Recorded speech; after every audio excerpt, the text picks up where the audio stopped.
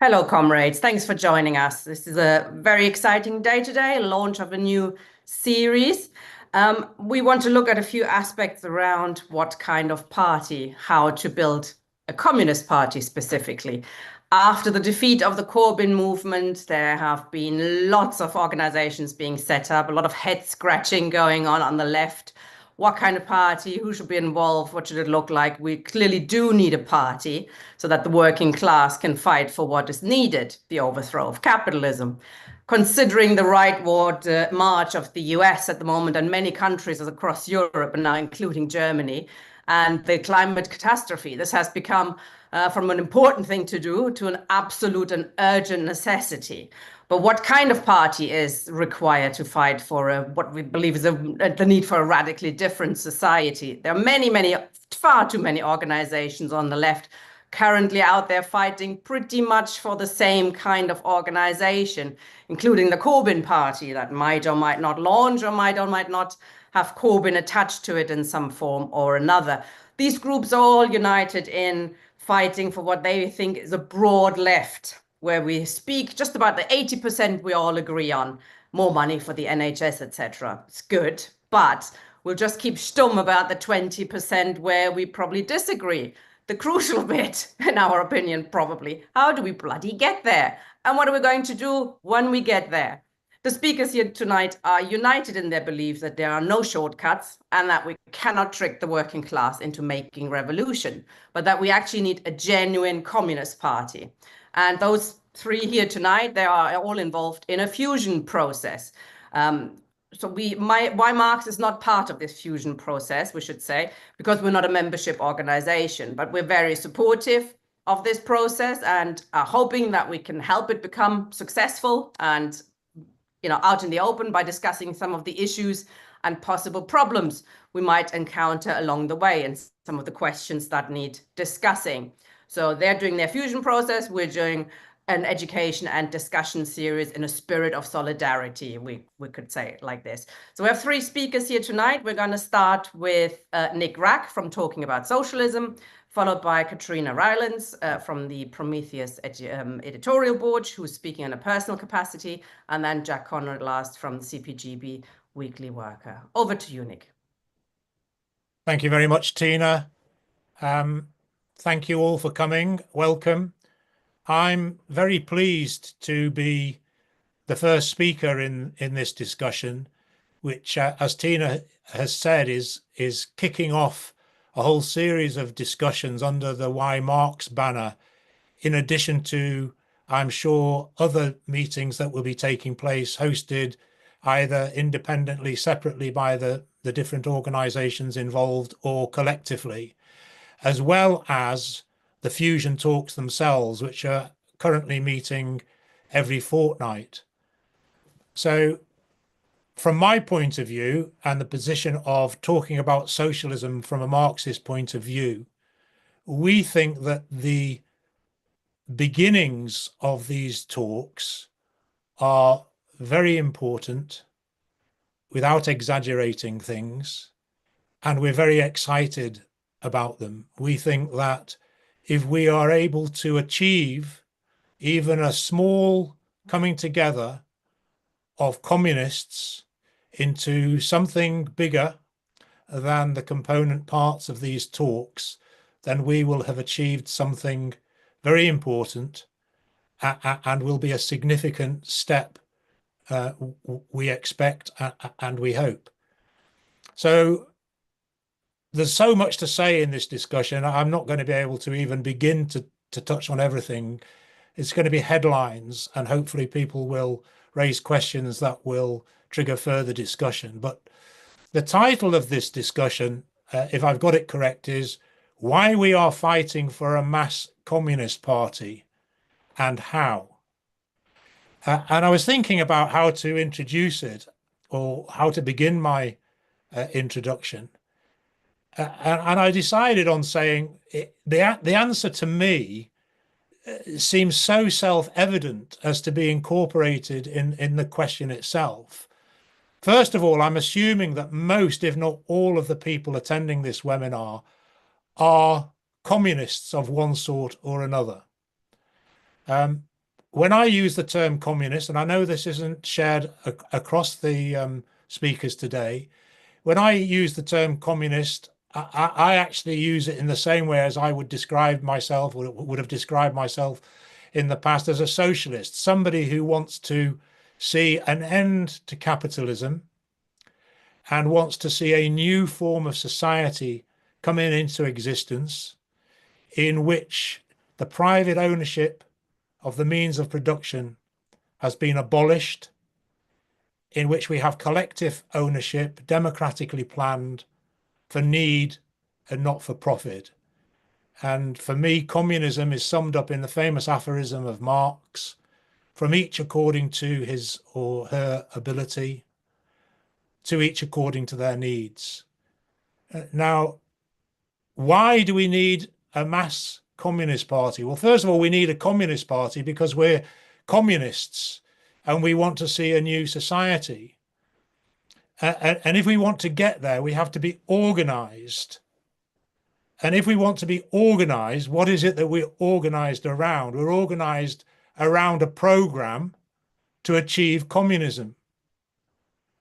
Other people on the left don't agree with us that either communism is necessary, or perhaps they don't agree that communism can be achieved. And so they set their sights lower, either because they don't think what they really want can be achieved, or because they actually disagree with the whole concept. So they set their sights at something different, and that's their prerogative. They will organize in a different type of party. It won't be a communist party.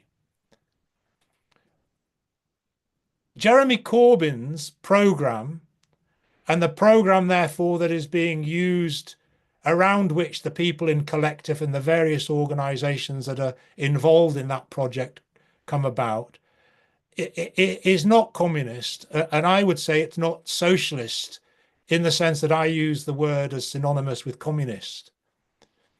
It's social democratic.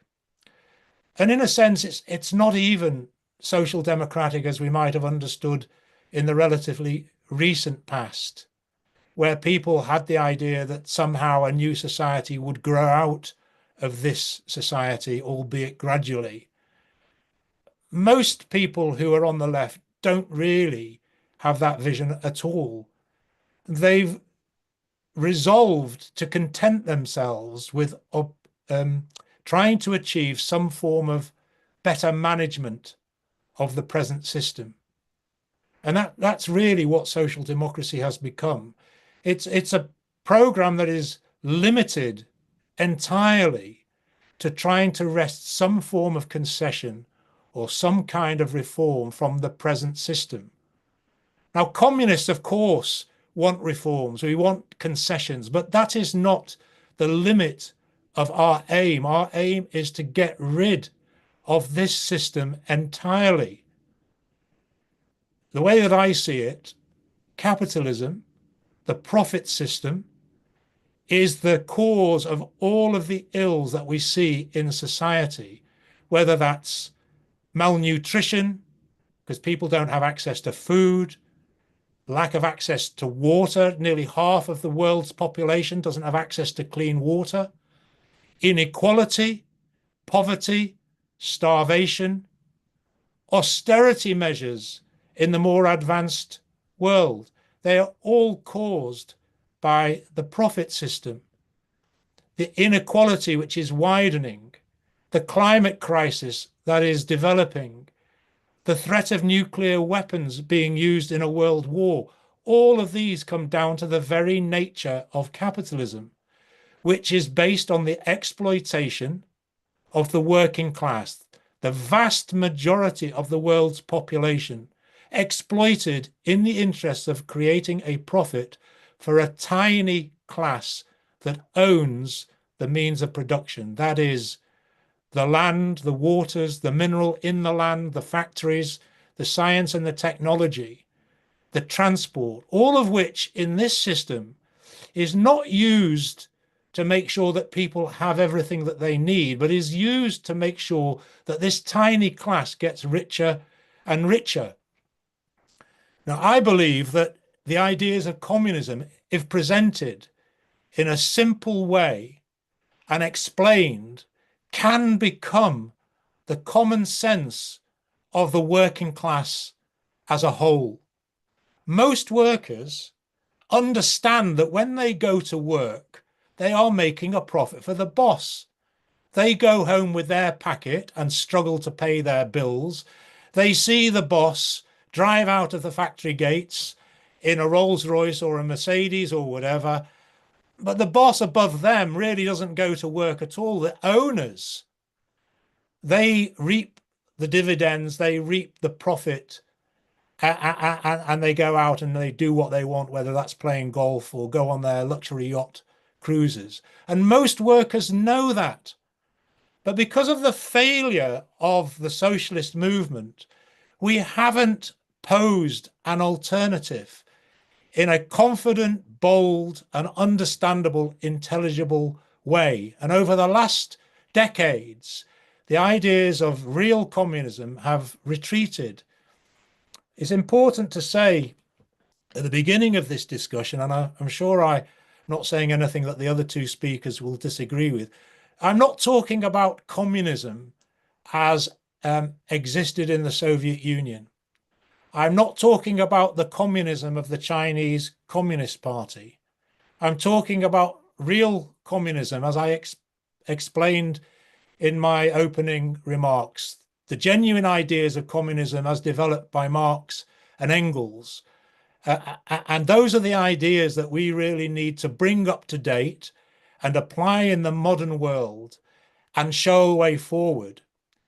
In the absence of a communist alternative being presented confidently, boldly, positively, then it's not a surprise that workers who see deprivation, degradation, no way forward for themselves or their children or their grandchildren are seduced by the rotten right-wing arguments of organizations like Reform and further to the right. We need to have a societal systemic alternative to present. So why a communist party? Because it's the only solution for humanity. It's the only solution that can prevent climate catastrophe. It's the only solution by eradicating competition and the competition for resources, access to water, minerals, and so on that can prevent wars. A collaborative system in which everybody does what they can and receives what they need. So communism, that's what we aim for, and we need a party to achieve it. It won't be that the working class wakes up one morning ad idem, all of the same view, that things need to change unless we have organized. So we have to take the ideas to the working class. We have to take the ideas of communism wherever the workers are. So the role of a communist party will be to go to the workers, go to the working class with our ideas and persuade them that these ideas are necessary for their emancipation from the exploitation of capitalism. Now, these discussions are starting out with very small numbers. There are bigger organizations on the left. There are probably a lot more people who consider themselves to be communists who aren't in any organization. But we think that it's necessary to start somewhere where we are at the moment. We need a mass communist party. So why mass? We have communist groups, revolutionary socialist groups, and they actually seemingly reject the idea of a mass organization. They think that if it becomes mass, it will inevitably become reformist. It will inevitably capitulate to capitalism, to the idea that all you can get is reforms. I don't agree with that. I consider myself to be a communist, and I have done since I was a teenager. But there's nothing special about me. If we can become communists, then every worker, every member of the working class can become a communist. The reason why it being a mass communist party is so important is because of the way we see the transformation of society taking place. It can't be achieved by an individual or a clique or a tiny group. It's got to be the conscious act of the working class. That's really important. It will be, if we are successful, the most democratic event in the history of humanity. And therefore, if we are to persuade and win the working class to the ideas of communism, we need to build a mass communist party in order to do that. We need millions upon millions upon millions of active persuaders, people who will argue and will be active in the working class. So that's the way that I see us trying to move towards that. It's a long, long way away. But as I say, we have to start somewhere. If the leaders of the existing revolutionary socialist or communist organizations were serious, in my opinion, they would already have initiated discussions between the different groups, saying, how can we collaborate? How can we work together? How can we fuse into one single organization so we don't duplicate our work, so we don't unnecessarily tread on each other's toes, competing to recruit the same people? They won't do that, unfortunately. However, in those organizations, there are hundreds, probably thousands upon thousands, without exaggerating, of people who could be won to the idea of a united communist party, not immediately, but by showing that it's possible for communists from different backgrounds, from different traditions, who have disagreements, to come together. And that's what we're embarking. We won't agree on everything. And that's why a communist party, a real communist party, has to be democratic. It has to have the room for people to express their views. In fact, it would be incumbent, obligatory for people to express their views. And there'd be a debate on the basis that everybody in that party is agreed on the need for that revolutionary transformation of society, the abolition of capitalism, the emancipation of the working class, the expropriation of the expropriators. And therefore, any disagreements within that are in that context. I do not agree with the broad party project, the idea that communists should basically put their shoulder to the wheel of social democracy, really a version of liberalism. We do not want to manage capitalism. We want to abolish it. Thank you. Thank you very much, Nick. Over to you, Kat, who's speaking as in personal capacity from the Prometheus editorial group. Hi, thanks very much. Thanks, Tina, for organising it, and yeah, appreciate the introduction Nick gave as well.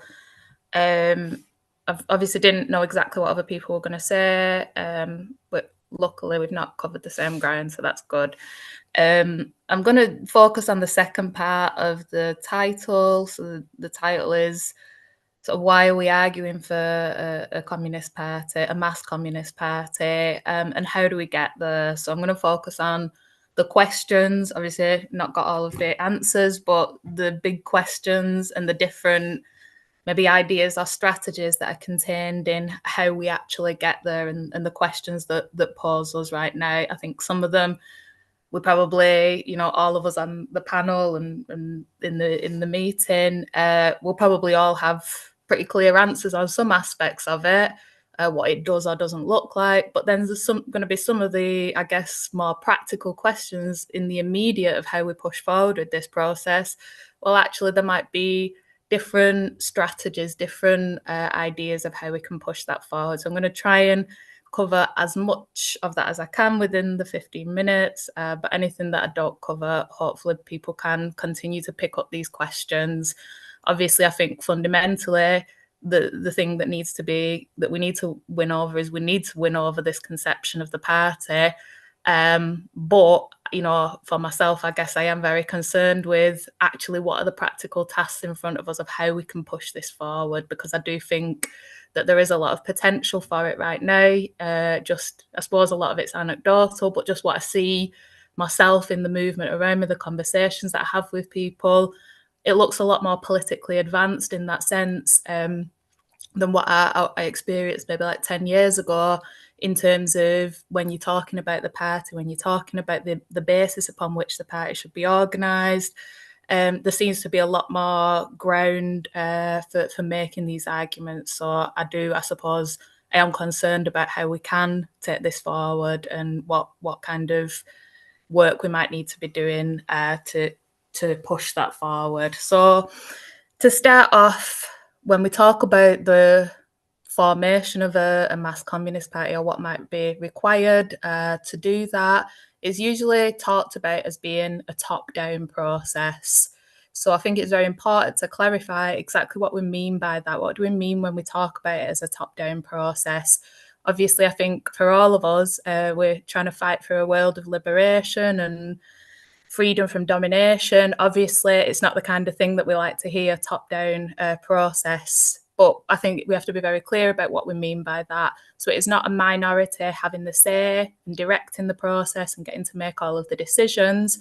What we mean fundamentally when we talk about it in that way is that politics determine organisation. So we begin from that process of political clarification, that process of political discussion, in order to outline, first of all, our fundamental strategy, how, you know, when we say that we want to see the social transformation of society as a whole, what is the strategy by which that is achieved? So we would usually think about that and express that as being the working class seizure of power. People might have different ideas about exactly what that looks like or what that means, but that's what we're talking about, expressing the fundamental strategy upon which we see society being transformed. It's also laying out the principles that we think are necessary in order to forward that strategy and the work that we might need to do to carry that forward. So that's what we're talking about. Expressing those politics then determines how we organise, the basis upon which we organise. To make that clearer, I suppose, is easiest to contrast it with the opposite approach, which is that organisation itself is primary, and the politics emerge from that. So that's probably most clearly expressed, for example, in articles like the Joe Todd one that he kindly submitted to Prometheus, in the politics expressed by Assemble, related to the kind of Just Stop Oil umbrella. And the argument there is what you need to do is get people together into assemblies, into whatever kind of conference format, and see what emerges from that. Pull the movement together and see what emerges from it, and then we will organise on that basis. So it's not the fundamental strategy of social transformation that determines how we organise and the basis upon which we organise, but it's the other way around. The organisation is primary, and from there we move forward with determine the political basis upon which we organise. Now, obviously, you know, I'm not without sympathy for the impulses that kind of lie behind that, the importance of kind of valuing the expression and voice of others within the movement. But I think there are some fundamental problems with that approach. It's something that, you know, we discussed a bit locally with kind of Communist Future, having those discussions with Assemble around these questions. But I think there are some fundamental problems with it. And I think, you know, a lot of those people who are sympathetic towards that perspective, actually through discussion can come to kind of understand why we begin the other way around. So I think it's dependent, this idea that, you know, we organise, that the organisation determines our politics, and that it's this bottom-up process. This is dependent on the idea either that that politics that entails a strategy of fundamental social transformation, that will just emerge naturally. If you can get those people together, that will emerge naturally from that. We don't need to go in and present our ideas and push for our ideas and try to impose them onto others. If you bring people together, it'll emerge through that process. So that's the work in front of us, to bring these people together, to organise people. So that lays the task of those who are in favour of revolutionary social transformation. It's to get people together, to organise people, and not to place primacy on putting forward and winning the arguments upon the political basis it should be organised. So it's either dependent on that, or it's dependent on something perhaps slightly more of a rocky basis, which I think is that if you can get people organised and moving, they're not necessarily going to form on the basis of, they're not going to form an organisation that explicitly is in favour of social transformation, but the act of them doing it will push forward the fight for social transformation. So people getting moving and people organising will barrel into the type of social transformation that we want. What that means is that the underlying strategy of those advocating that type of approach actually is not the strategy that ends up getting expressed in these organisations. So you have this kind of layer, this maybe insulated circle of people who develop strategy, but that isn't expressed in the party itself. The party is just there to get people organised and get people moving. And that looks quite different, I suppose, to the conception of a mass communist party that Nick has outlined there, a party which itself forms and expresses strategy, that has that opportunity for the advanced sections of the working class to use their knowledge and use their experience to produce the highest that we possibly can, that is itself the space in which we express and fight for that strategy of social transformation, something that is the conscious expression of that social transformation, rather than something that through movement, the working class or the wider movement kind of barrels into that strategy. So as I say, in practice, what this means is that the actual strategy of social transformation, it remains determined by these inaccessible circles that are then enacted onto the wider, broad party, rather than cracked open and determined by and expressed by the party itself. So it forces us to ask, what is the unit, what is the institution or the grouping that actually determines strategy? Is it the party? Is it done in the party and fought out in the open within the party? Or do we have this kind of broader party formation, momentum, assemble, whatever it might be? And then we have another layer of people who have a wider strategy of social transformation, but it's not cracked out openly to others. And I think, you know, a lot of the activists within Assemble, actually they're coming at it because they do want the process to be open, and they do want it to engage, you know, as widely as possible. And when you put those arguments to them, that is convincing, because do we really want to be in a position where a self-selecting group of, you know, strategizers and organizers just sort of enact the positions onto this inert movement that isn't really even conscious of what it's doing? I don't think anybody who, you know, at the base of those groups is won over by that. I don't think that's really what they want to create. And it's on us to win over our conception of the party and our conception of what the basis upon which the party is organised. It's on us to kind of win that argument.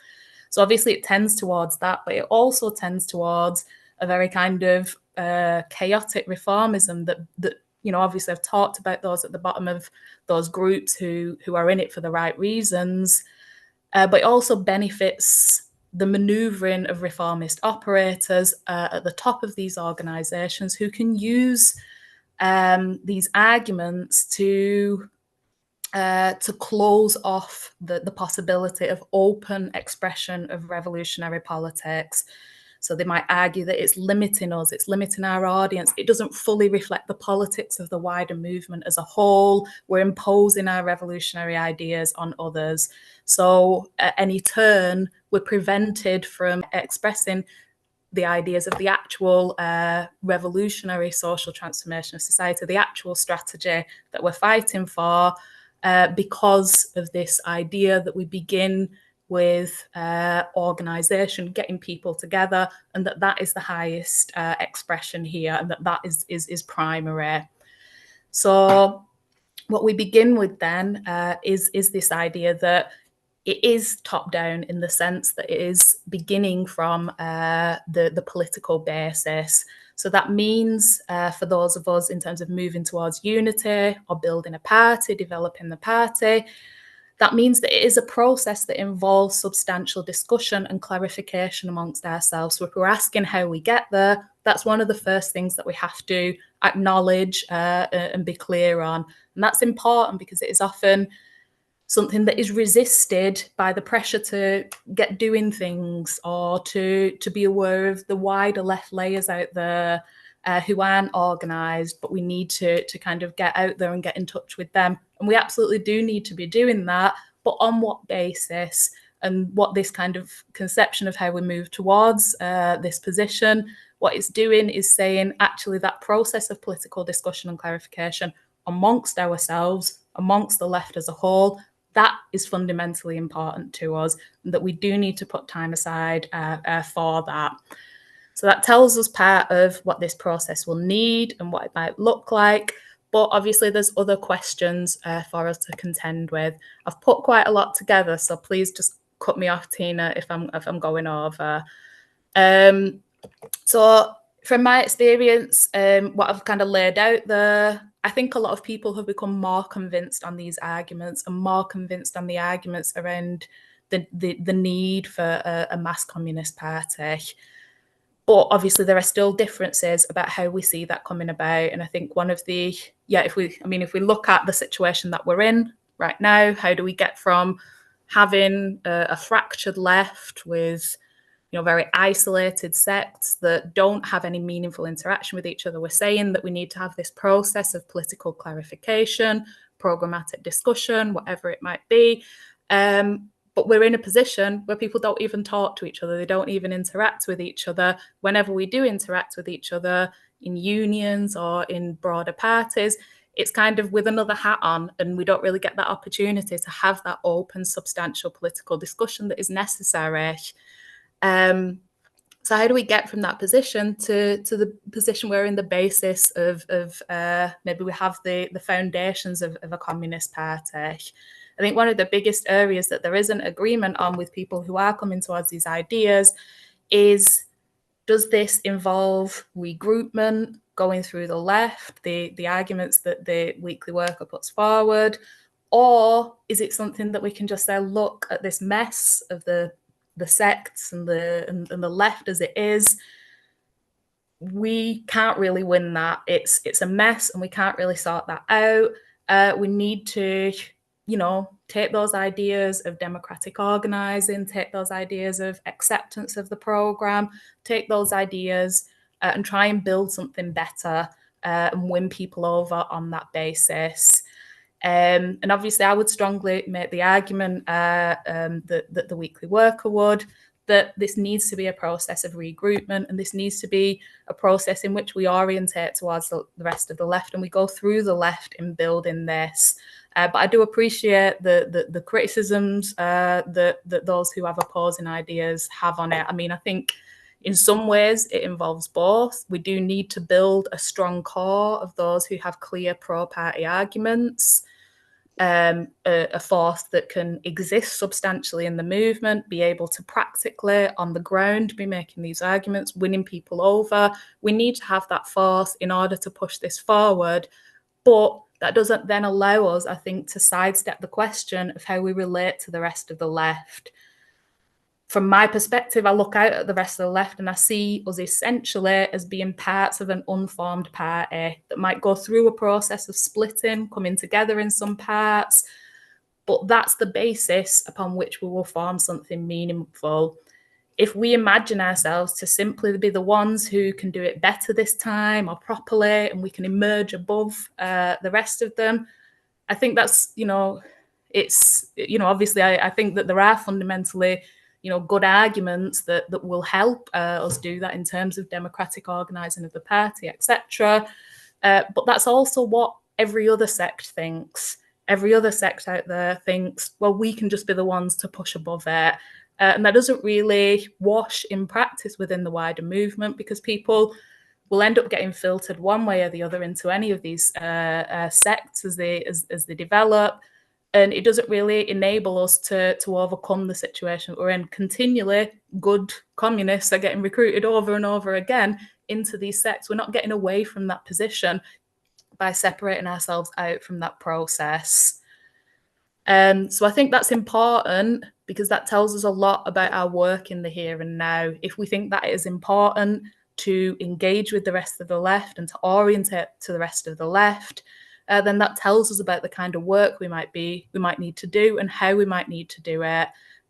So it tells us that we need to have means of opening up dialogue. We're in a situation where we're not really relating. These sects aren't really relating to each other in any substantial way. So we need to think about how that dialogue can be opened up. Obviously, there's so many barriers standing in the way of that, but it's about thinking about what's in front of us, what's possible, and what means we might be able to do that. And secondly, it involves polemicizing. It involves polemicizing against each other. We need to, take seriously the idea that if we are all of the left as a whole, if we are this kind of unformed basis of a party, then actually what every single other element of the left is doing is important to us. So when we polemicize towards them, it's not to get a little advantage for our sect over them. It's because we take seriously the fact that what one group is saying, well, that impacts on and influences the whole. And it's important to us that that is transformed, or that is contested, or that we have some kind of argument and discussion around it. And I don't think that always comes across when we make these polemical arguments to others on the left. In practice, when I talk about it with people in the wider movement, people are so quick to say, oh, you're just kind of saying this because you want to get this for your group, or, I've been called parasitic because you just want to go along and attack the other groups and maybe pull recruits off them. Obviously, that's not the position that I'm coming from. I'm coming from the position that I actually do take seriously other people on the left. And I do think to kind of win this situation that we're in, we need to direct ourselves towards each other. We need to make criticisms if we think that the principles or the strategy that's being expressed, if that's taking us away from the political basis that we need to push forward. But I think we do need to take seriously. 2 minutes. 2 minutes, thank you.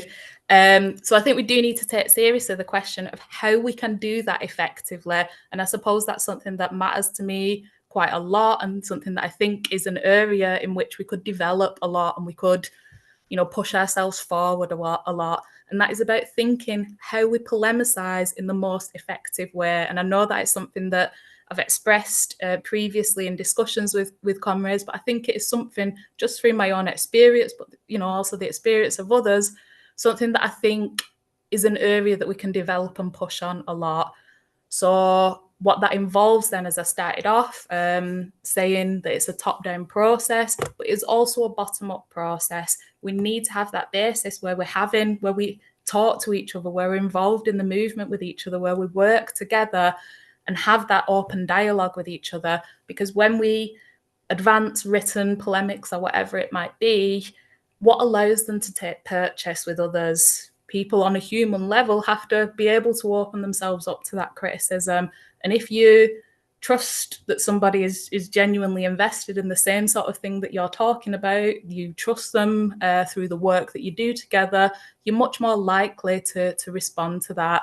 The leaderships of the sects are materially invested in the maintenance of these differences and separations. It allows them to have their own fiefdoms. But those at the bottom of the organisations, those are the people who will push against that, who will change it, who will question it. And it's about how we relate to those people, how we can support and win them in the struggles that they're making within their organisations. And I think that's part of the work we need to do. Obviously, I've written quite a bit more about other aspects of that, you know, the small scale recruitment that we're talking about now, interventions in broader fronts, but hopefully that's stuff that people can pick up in the discussion about the kind of practical stuff we want to do to move towards that. But I just wanted to lay out, I suppose, the big questions around the work that we can do to push this project forward. Thanks very much. Thank you very much, Conrad. This is only the first meeting of hopefully many meetings. So you can come back into this meeting, of course, again, and we're going to have other meetings discussing these issues. Thank you, Kat. Over to you, Jack. I think it's going to be a very useful series of meetings, long series of meetings, and I hope that our discussion in Forging Communist Unity will also be productive. I'm sure they will be. Just starting off with the sort of why, you know, just looking around the world, just listening to Donald Trump talking about Gaza, just listening to what's going on in Ukraine, just listening to what's going on in terms of, you know, fires and flooding and global warming. That's why we need a Communist Party. That's why we need a mass Communist Party. The situation, I think, you know, that we need on the one side to have a degree of patience. You know, there we are, we're small groups, we're looking at the left, and the temptation is always there, I think, looking at the situation, there must be a shortcut. And if I knew a shortcut, quite frankly, I would have taken it. If someone can tell me what the shortcut is, I will take it. But I think that we have to have a degree of patience. And this is the sort of paradox in terms of where we live, or, you know, the conditions of where we live, that on the one side, we're saying a mass Communist Party. And yet there's this urgency in terms of climate, war, the threat of nuclear war, you know, genocide, ethnic cleansing, you name it. So, you know, the fact of the matter is, I don't think there are any easy roads. I think it's going to be, relatively speaking, a long road. I hope it's going to be as short as possible, but it's also got to be as long as necessary. So I think, as I said, you know, that we're very aware in terms of Forging Communist Unity about the forces that we're talking about. We're talking about handfuls, and it would be ridiculous to pretend anything else. But the key question, I think, is the message it can send out. And if we are successful, as I think we will be, this will resonate with the rest of the left. And although, you know, I mean, Nick, you were talking about communism in that sense being a minority view. Well, clearly it is on one level, but on the other hand, I mean, you and me and everyone else on this call, you know that if you talk to so-called ordinary people and you say, well, production on the basis of need, consumption on the basis of need as well, putting in your due effort, you know, not expecting, you know, some fabulous return. Most people actually turn around and say that's a good idea. And the problem is, what they then say is, well, how are you going to get it?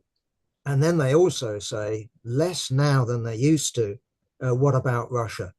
And I do think that Russia, the Soviet Union, Nick, you sort of referred to it quite rightly, because we've got to show that that was an abomination that has cost our species, our class, a huge amount. It was both a huge leap forward, and yet it also threw us back, and it's tainted us. And that's been a huge problem that isn't going to go away, because if we start being successful, you know perfectly well that the bourgeoisie, the paid persuaders, would be unleashed upon us. So we need answers. And I think this is the importance of theory. This is the importance of sophisticated ideas. So we need both easy ideas. We need both agitational ideas, but those ideas have to be backed up with a real accounting of what went before and why it went wrong, and why this time what we'll be attempting will be different. And I think, you know, that that's why program is important. Program not just sort of plucked out of thin air, but program developed precisely through a process of criticism and ruthless self-criticism of our past efforts. So it's no good turning up to people and say, well, look at me, I'm an honest guy. You know, look at me, would I do anything dreadful? Sort of shucks. No, of course not. But we need precisely explanations of why things went wrong, why good people did do terrible things. Okay. So in terms of our other problem, and this is the whole question of easy routes.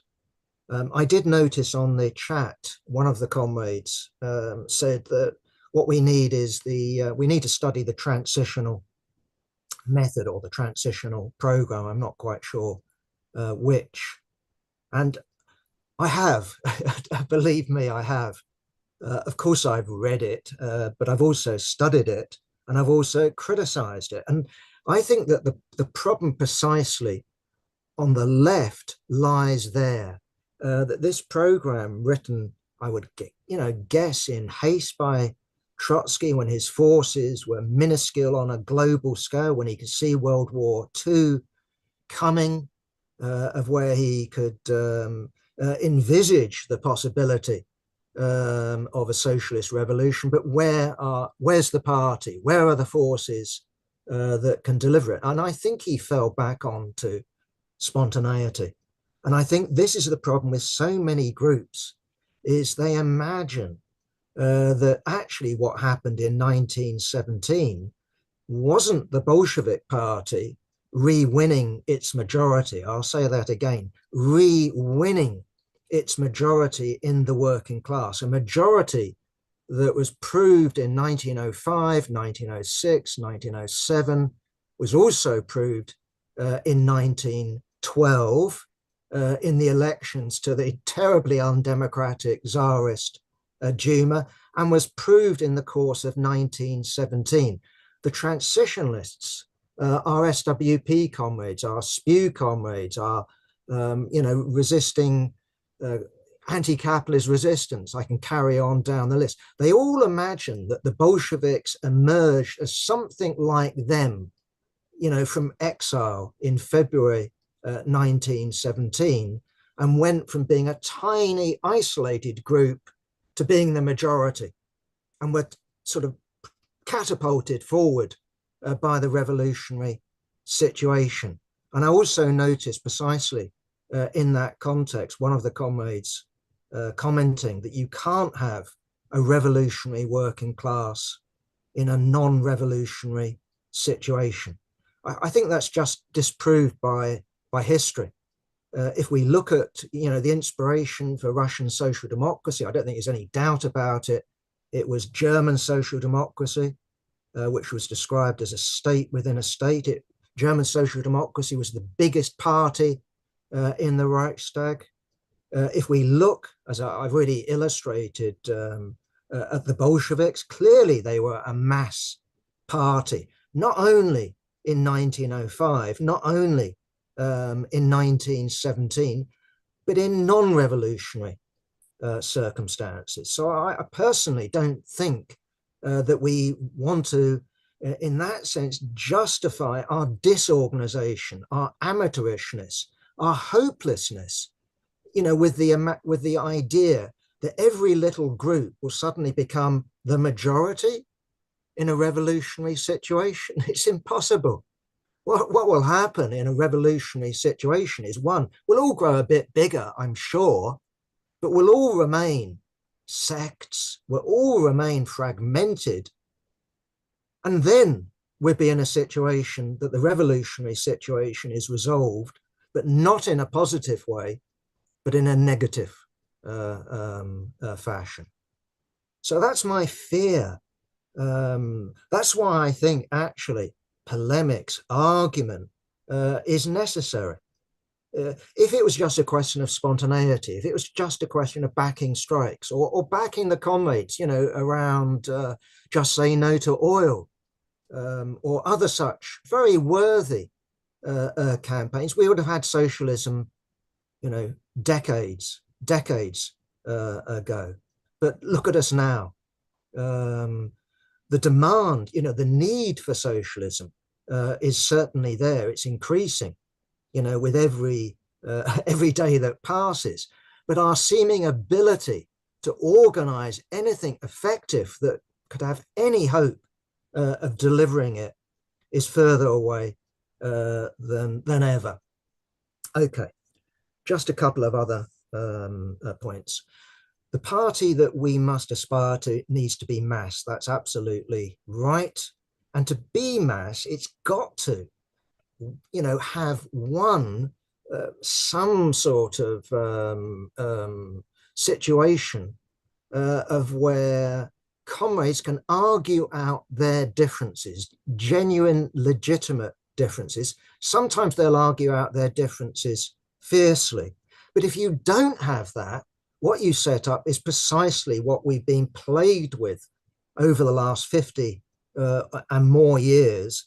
And that is, if you have a disagreement, either the leadership kick you out, or if you have a disagreement, people view it as, well, I have a disagreement, I'm walking out. But with this idea that you're going to set up the true sect, that when the revolutionary situation comes, it won't be the other 50, I should put it, 56 other varieties that will grow. It will be your sect alone, uniquely, that will grow into mass proportion. So we need democracy. We need space to argue. We need space to argue through serious ideas in a serious way. If we don't have that, then I think we'll get nowhere. I mean, and just to illustrate that, if we look back at these mass parties that I've referred to, you know, argument, polemic, not just between them and other groups, but internally was the norm. You know, if you look at Lenin's collected works, yeah, of course, there's lots of polemics directed at the Mensheviks and the socialist revolutionaries. You know, I haven't done a sort of statistical analysis, but there's plenty that are directed internally. And what went for Lenin also went for other Russian leaders. What went for Russian leaders also went for German leaders. So this is the sort of historic tradition, at least I would refer to. Of course, we've got to be critical. I've already said that. We all know what happened to German social democracy in 1914. We all know what the Russian Revolution produced. So we need both criticism, but we also need to be learning from the best achievements, the highest achievements of the past. And talking about learning, I mean, I agree with Kat. Here we are, we're small numbers. We want to go out, we want to convince the majority of the working class. We're saying that program is key, you know, ideas are key. But we also need to recognize that in struggle, you know, the masses will teach us. They'll teach us a huge amount in terms of creativity. They will become leaders themselves. And, you know, I've already mentioned the Soviets. It wasn't the Bolsheviks that thought up Soviets. My understanding is that initially the Bolsheviks, Lenin not least, would have been horrified by the idea of Soviets, you know, the spontaneity. Nonetheless, in the end, what we have is the Bolsheviks, you know, coming to power precisely on the basis of the slogan, all power to the Soviets. Again, something that almost certainly wasn't concocted in the Central Committee, certainly something that arose spontaneously in the worker mass who'd become increasingly Bolshevik. Either way, the point is there that what we're talking about, of course, has an element of top down. It can't have anything else. But it also involves, in that sense, a dynamic that unleashes creativity at every level of the working class, both in terms of generating ideas, generating artistic expression, generating worker leaders. So this is the sort of party that I think that we have in common, that we're aspiring to. Is there anything else? I don't think so. I think that would do. I think that would do me, and I'd be very interested in terms of what comrades on the call have to say in response. Thank you. Thank you very much, comrades. So I suggest I'm gonna ask a couple of questions of the panelists, and perhaps you want to, while answering, could get back at each other as well if you have something that you wanted to raise that you heard from one of the other speakers as well. And comrades in the audience, by the way, there's been over 100 already, so it's we're 93 at the moment, but we had close to over 100. So that's very good, very interesting. I think a very interesting discussion we're having. If you want to speak, please click raise hand and I can bring you in. You can ask a question. So, I mean, the crucial question perhaps is, and Jack mentioned that, raised that at the end a little bit, is how do we deal with differences? How do we avoid when Nick and Jack or Kat and somebody else have a difference, or even other people, how do we avoid the splitting illness? How do we build a party where different groups can, and I suspect when you guys get together, you'll do so as factions in a way, aren't you? You represent various trends and you come together with a group of people each, and you'll probably discuss a fight over some issues. How do we avoid that we split, where how can we look at the program in a way that allows different people to get involved, disagree about various prospects? Yes, of course, there's having arguments, etc. But also, where do you see faction rights? Where do you see the question of, democratic centralism as defined in a democratic way? We've had a session last week where it was defined as quite negatively.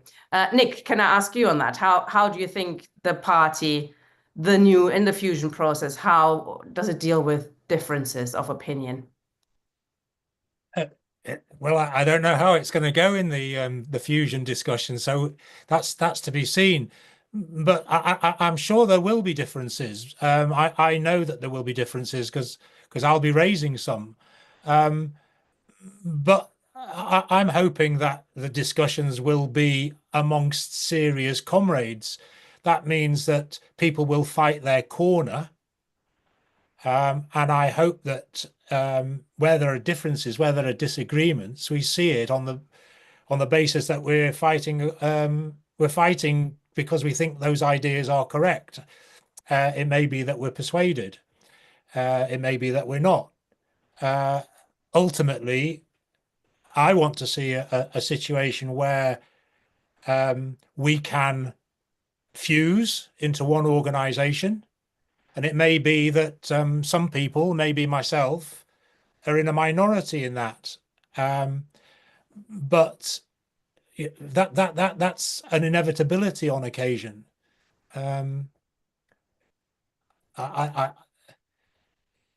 So yeah, sharp discussions, sharp differences. I think that I suppose that the real thing is to see what is it we're trying to achieve. How important is it for humanity? And if we see it in that context, and we understand that in order to achieve what we want, we need a mass party, and it's going to be democratic, then we're going to have to swallow being defeated in votes on occasion, and that's it. What I think my own experiences, and I'm sure the experiences of others are, what I want to avoid is where it's a monolith without discussion. You know, I'm sort of long in the tooth and I'm pretty pachydermous, thick-skinned, so I can take it. But other people, they don't want to be told all the time. They want to question, they want to fight back, they want to challenge and say, why? What about this? I have to say, looking at some of the comments in the chat, it says that some of the differences are real differences. I don't buy that. I don't buy it.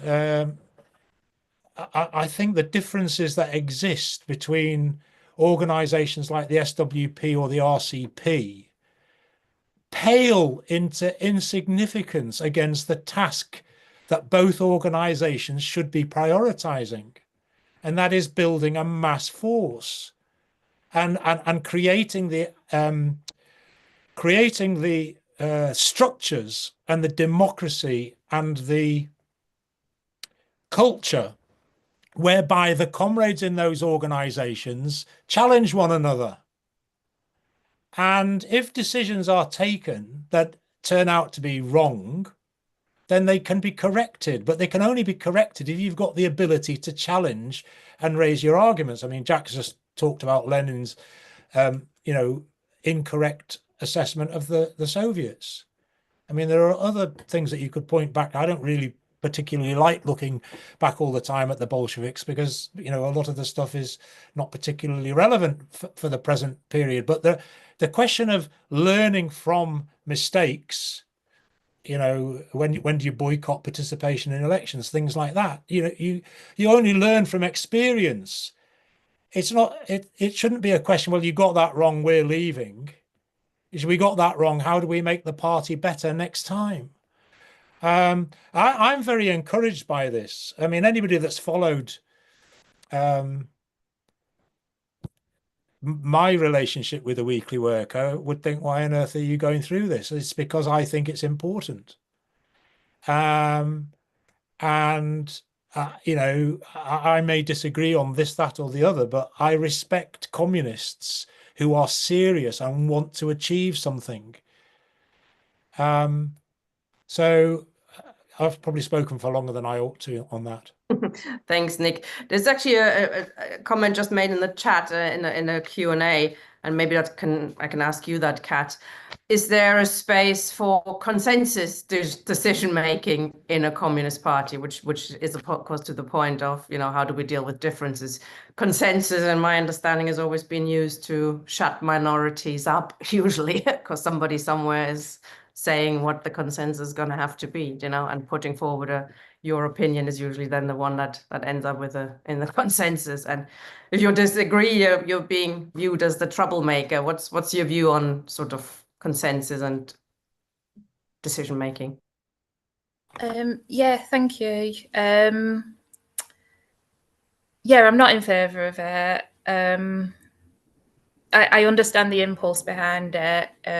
You know, sometimes to be honest, I don't think I've ever been in the majority in any organisation I've ever been in. So it's definitely frustrating when you feel like you're never having any sort of, you know, you're never kind of winning any discussions or having any kind of active role in that. And I suppose in some ways it appears like a gentler way of making decisions because everybody sort of chips in. But I guess in my own experience of, you know, being involved in aspects of the movement that use that kind of consensus decision making in like the student movement and stuff, I agree with what you say, Tina, that those who, you know, as I kind of described in my opening, those who will use this kind of, you know, this approach of, well, we have to kind of ensure that everybody's view is kind of conglomerated into this. Everybody in the movement needs to be,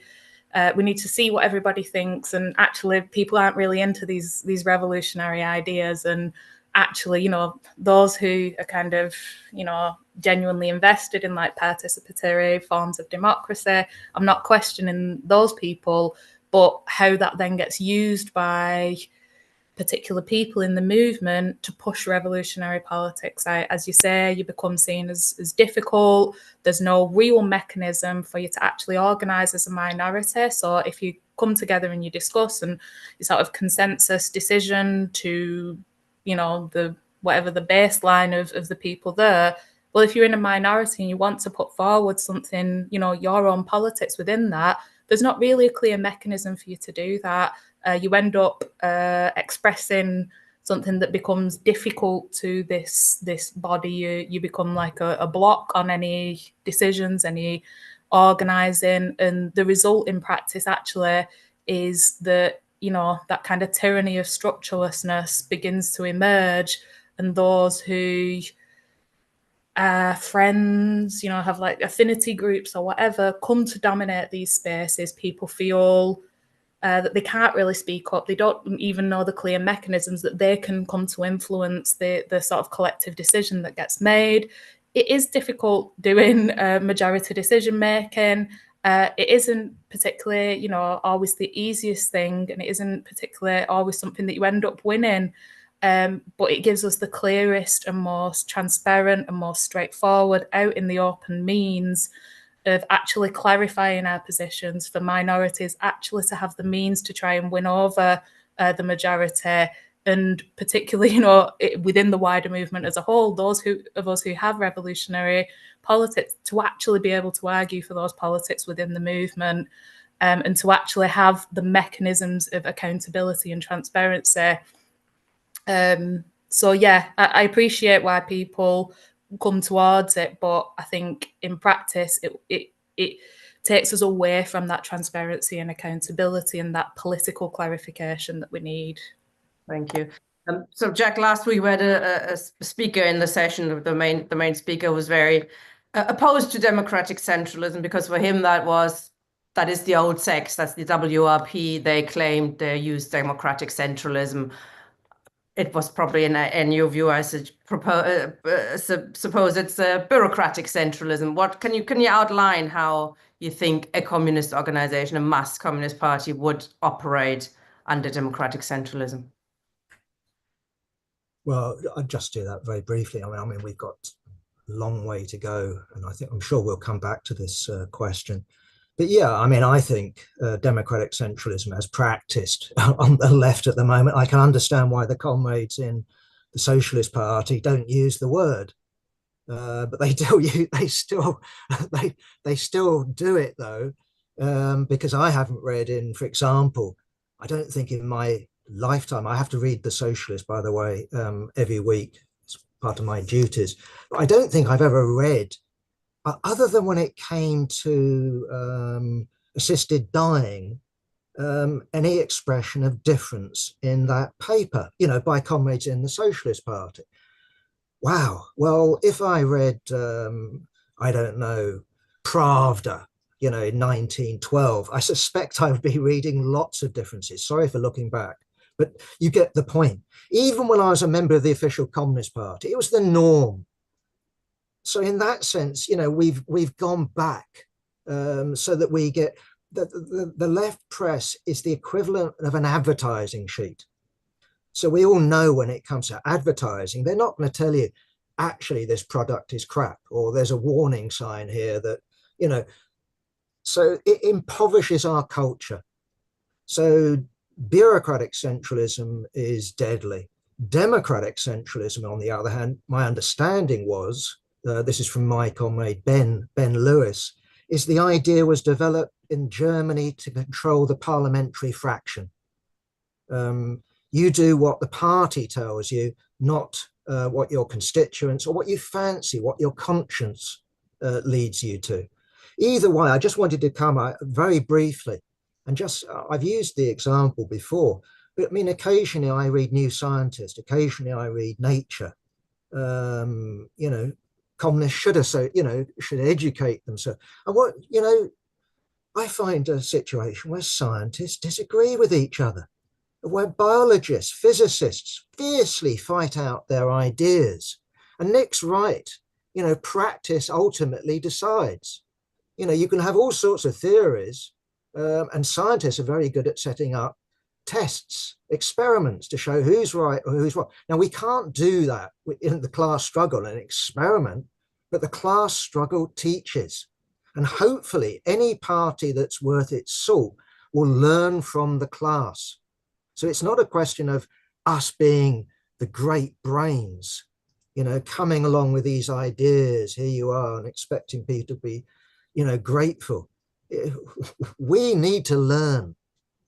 And I'll just finish with this, again, in terms of argument, I know you've used this argument before. I just want to give it a particular twist, Nick. You've said, well, even football fans argue. Well, bloody hell, I used to live next to Arsenal football ground, and different teams would argue with each other.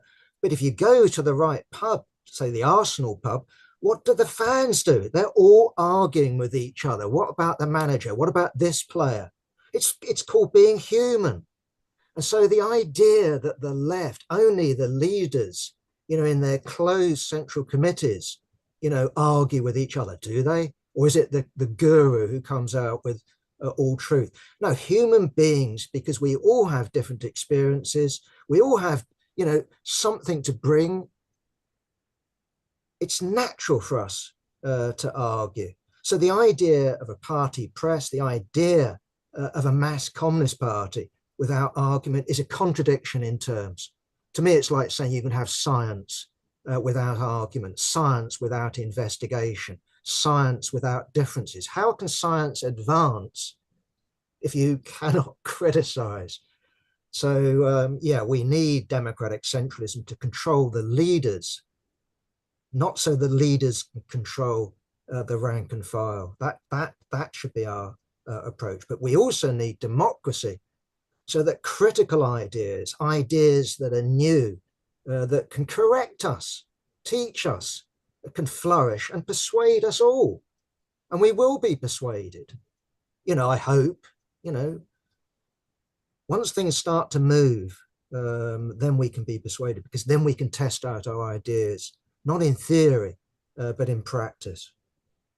Thanks. Yeah, that also answers, I think, one of the questions in the Q&A by Comrade Critchley about Corbyn. Part of the reason he was defeated is that he had no media on his side, and we do need our own media. Absolutely, this is part of it. We need papers. We need I don't know how many hundred newspapers the Social Democratic Party in Germany at one time, but they did. Factory papers, local papers, regional papers. They were very, very keen on having their own media. It's quite incredible that Corbyn didn't even try to set up a newspaper or a YouTube channel, anything like that. Okay, we're bringing some comrades from the floor now. Jane, would you like to come in? Yeah, Hi. thank you. Hello, Tina. Just first of all, thank you, because it's very interesting and important discussion, I think. But I just wanted to go back to, I mean, Nick mentioned that perhaps we shouldn't always be going back to the Russian Revolution as our starting point. I think I would like to turn to what's happening now in France. As you know, I'm very interested in Jean-Luc Mélenchon, and the things that we've been discussing, the difference between a bloc and a party, is being worked out in Parliament this week, particularly when, once again, Bayrou, the Prime Minister, has cut across all democratic debate and brought out Article 49.3 again to stop the vote, and the Parti Socialiste has, of course, let the bloc down and created another crisis. And it could seem, and certainly the British press is always reporting, that the left in France is lurching from crisis to crisis. But what isn't understood here, I think, is that just as Jack was saying, that you need to be able to do experiments. Scientists need to do experiments, or it's not science. You need to be in a critical situation. And Mélenchon rightly believes, I think, that that the proper sort of scientific experimental situation, the situation to which you have to react and organize your reactions, is actually in the day-to-day government of the country. And I think he gets this largely from a body of theory that in France is quite well known, which is that of Leclos and Mouffe, which is the idea that the left wing is in fact always an area in which there's a struggle for hegemony, and we've been discussing that again and again. But the only way to be able to create a bloc, or to create some kind of movement, mass party, is in fact to react to what is right in front of you. It's the moment. We talk about the revolutionary moment. That's broken down into structured pieces in the parliament in France, and that everything which comes up there in the Chambre des Députés is the moment at which all of the parts of the left wing have their discussion, their battle for hegemony, and create their real, honest, true policy. So that you're always in an experimental and a critical framework day after day, and I think it's a different theory from one that is held in Britain at all. It's a different attitude to the party. It overrides the problems, the silo problem that we have, not because the human nature in France is any different, or that leaders want to be the one who are leading the whole party, not that at all, but because they accept that every moment is a moment of strife amongst them, but it doesn't mean the total collapse of the movement, and they're ready for it. So I do think that what worries me is that we don't look to the experiments that are going on in our own day and the successful organization of the left, where it's being successful, and rather look back to a time quite long ago, rather than what's actually going on now. Sorry. Anyway, it's late in the day for me to be thinking coherently, Tina. I'm sorry. I think we understand what you're trying to say. Thank you, Conrad. Kat, Nick, and Jack, if you want to come in this discussion, just raise your hand. Otherwise, I'll take you at the end to sum up. Anne.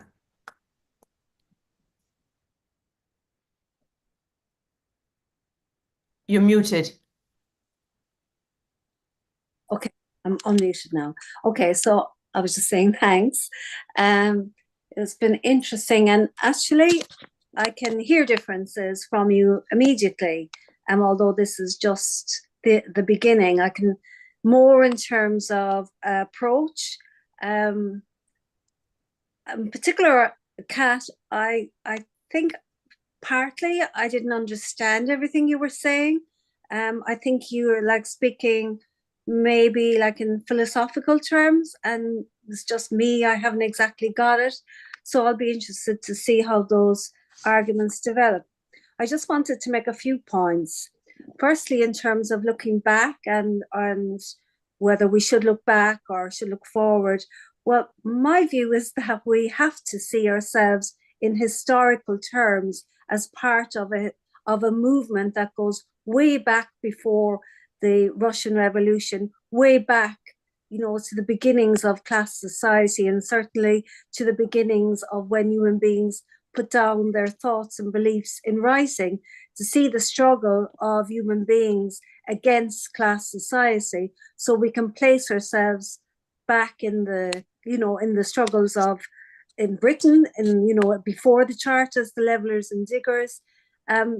And in Ireland, you know, we can place ourselves back in the struggles that have been written about early Celtic society and the way the forms of society. So I think it's extremely important, though, to place the Russian Revolution in context of this was the first time when the state was overthrown in a struggle for communism.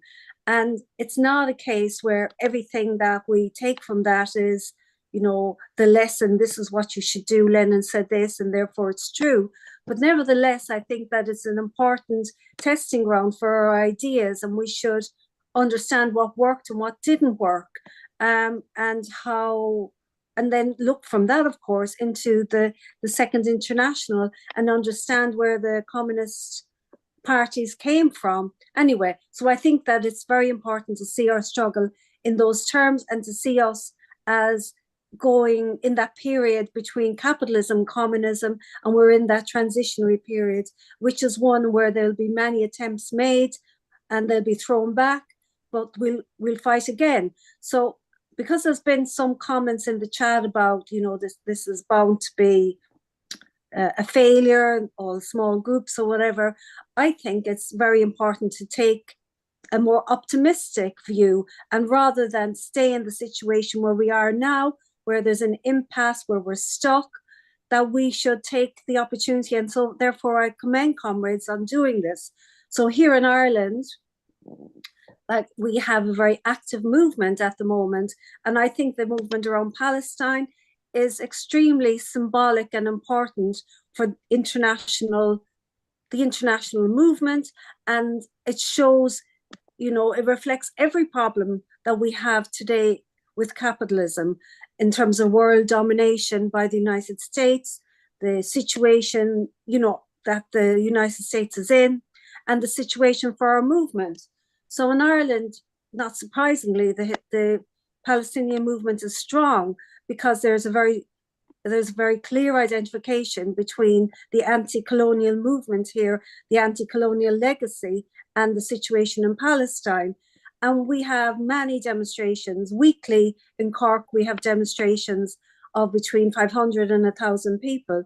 So we've actually almost really become comrades. We are in many respects comrades in arms, but we don't have a party. And so therefore we keep going on protest. And like, we all bloody know that the government isn't going to take any notice of us because we're not in a position to be able to really do anything. And that is the frustration that people voice all the time. People who've been involved in struggle, in my experience, very rarely want to go back to their normal lives. They like being in struggle. They enjoy the politics. People who've been, you know, going home and watching their soap operas, living their lives in their homes, within their family centres, particularly women, I would say, who've got involved in this movement and that who I've come to know over the last 15 months, they've changed so much. They're interested in every aspect of politics. Like, in many ways, they don't need to be taught by us as communists about how bad the world is. But what they need is a perspective, a program, an understanding of how to fundamentally change this. And of course, that's organization, and it's also program. I have a particular problem here in Ireland because nobody will let me join their organization because I'm, I suppose, known as a troublemaker. I don't know exactly what they say about me behind my back, but I know I have caused controversy within the People for Profit organization, within the SWP, because of what I've written about Richard Boyd Barrett, their leader, in the pages of the Weekly Worker. And in particular, I've condemned him for calling for support for Sinn Féin. I'm going to finish now, Tina. Anyway, so this has led to them refusing to allow me to join their party.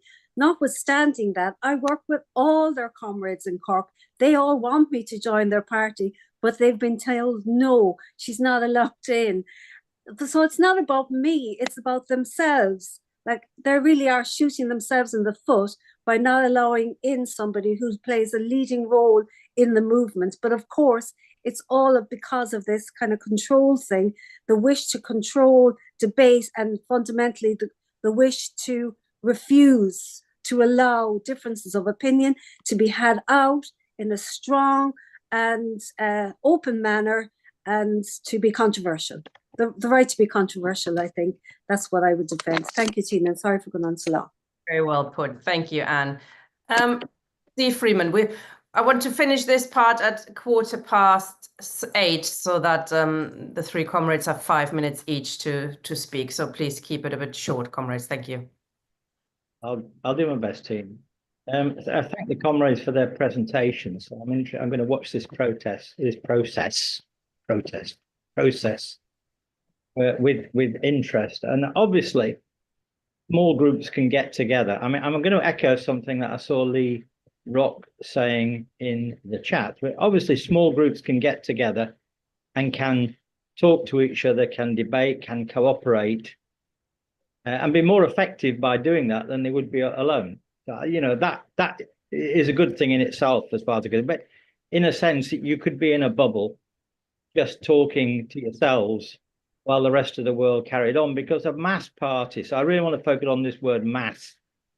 Because a mass party cannot be built except in a relationship with the masses. You know, and whether that be in the trade union movement where masses are, or in the mass social democratic movement, however we see that at the present moment in time.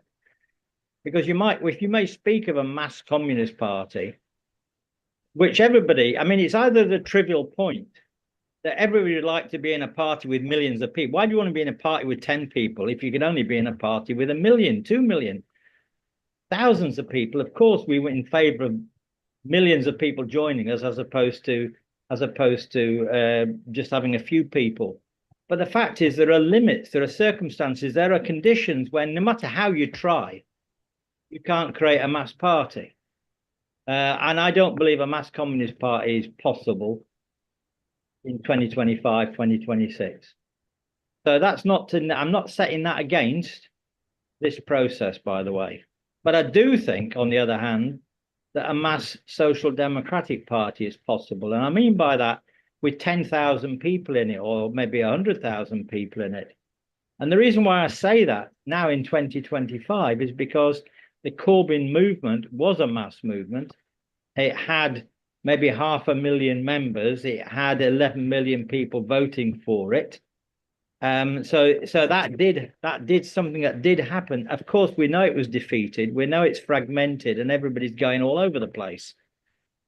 A mass social democratic party is possible because of the depth of the crisis and the nature of the crisis, and the fact that the Labour Party itself is a neoliberal party. So I think if we're going to be discussing not only programme and how we talk to each other and how much democracy we have, how we're going to relate to the actual movement that's there, that exists as it is now, then we have to have some perspective on that. And I'll finish, Tina, with this, but we did have a go at communist rapprochement in the past. I mean, I've here, if you can see that, maybe you can't see it, maybe it's not visible. It's showing itself up. Here's a magazine called Republican Communist. I open up issue number 2 and see who's writing in it. Jack Conrad was writing in on the British-Irish debate, as was Alan Armstrong, Mary Ward, Nick Clark, John knows and knows all these people, Brian Higgins, somebody called Dave Craig, Barry Biddle, another of John's favourites, etc. Writing in this magazine when we were trying to do a communist rapprochement process in the year 2000. And just to say, and I'll end on this point, that when we actually debated this through, and it didn't succeed, it failed, but after about 5 issues, in the winter of 2001, winter of 2001, it had 5 bullet points, and I'll tell you what they were, because it said the Republican Communist Network is what it was called, is a network of groups and individuals united under the slogans: 1, republicanism; 2, revolutionary democracy and democratic culture; 3, workers' power; 4, international socialist revolution; 5, world communism. Now, those 5 points, to me, that we put together in the year 2000, I would want to know whether this grouping goes with those points, or does something better than them, or is something less than them, because I feel that's what we did then is still a marker point to achieve and go beyond it, because it didn't work, by the way, it failed, sort of fell apart. But anyway, we had to go at this before. So we must learn from the past. Finish that thing. Thanks, Steve. Andy, please. Hello, comrades. Thanks for putting on what was a very useful debate. Couple of points. One is in relation to a comment from Nick, I believe, which was around, he wasn't overly keen on looking at history or whatever was said by certain individuals 100 years ago. But I do think it's important that we do look at those things, because I think it was Jack who said we need to account for what happened with the Soviet Union for all sorts of different reasons, not only in terms of if you like, cleansing our banner, but also in understanding what went wrong to prevent those things from happening again. And quite clearly, although there were objective reasons we could point to in terms of the isolation, the backwardness of the Russian economy, etc., there were decisions made that, in hindsight, were wrong decisions. I'd like to ask the panel about the question of programme. There's been comments in the chat around the transitional programme and the transitional method, and again, Jack referenced these, but I do think this issue is fundamental, because while a minimum maximum programme certainly did not prevent the leadership of the German party from collapsing into social chauvinism in 1914, what we've seen, I think, since the transitional method or transitional programme was published, has been a recipe for opportunism, and also quite cynical attitude, not only to the working class, but also to their own membership by groups which formally adhere to that as their method. And I do think fundamentally a minimum maximum programme, like I say, it's not some kind of silver bullet or magic bullet that prevents you collapsing into opportunism or reformism or whatever, but a minimum maximum programme which quite clearly links reforms through to the maximum programme, i.e. socialism and the transition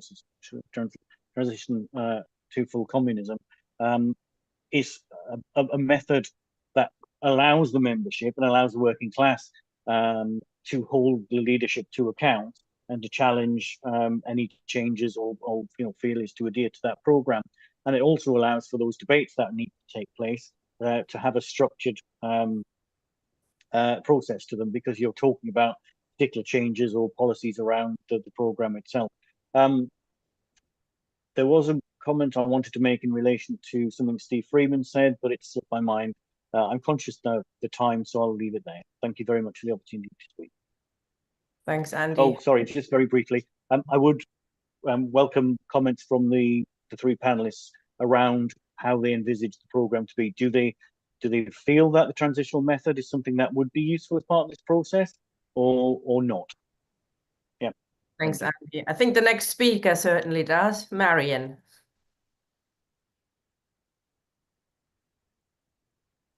You're muted, Marion. Yeah, I think this is an interesting discussion. First of all, we need a revolutionary party based on historical and historical materialism. That has to be stated as fact. Secondly, I think since I became a revolutionary, and I'm in the tradition of the American Socialist Workers' Party of James P. Cannon and others, that's the tradition I adhere to. And one of the things I've learned, I have had a university education, but I'm not necessarily as theoretical as a lot of other people. But one thing I understood is, how are we going to bring about revolutionary change in this country and around the world? How do we change the consciousness of the masses to become a revolutionary consciousness, where they then develop the tools to overthrow capitalism and imperialism? And I think that's some of the things we need to be asking ourselves. What kind of vehicle do we need to bring about that transition? Well, I argue you need a mass revolutionary party conscious of what's necessary to be done to bring about change. Now, some people argue we're not in a revolutionary period. Well, I still think we're in the epoch of wars and revolutions. There's been many more wars, but there's also been some revolutionary changes across the globe. And you have to look at the profound crisis of capitalism and imperialism. And you're seeing more and more wars. I mean, what Trump just wanted to take over Canada, Greenland, the Gaza Strip. This is a kind of period we're in. How do we change it? Well, we need to actually orient. Where I would agree with Steve Friedman, you need to have an orientation to the mass organisation to the working class. But you also have to develop a programme and change the understanding that a lot of people have. I also agree with Anne McShane. When working class people and working class women go into struggle, their horizons change. We saw it most clearly during the miners' strike with the development of the miners' wife action groups and things like that, and how they fundamentally changed their understanding.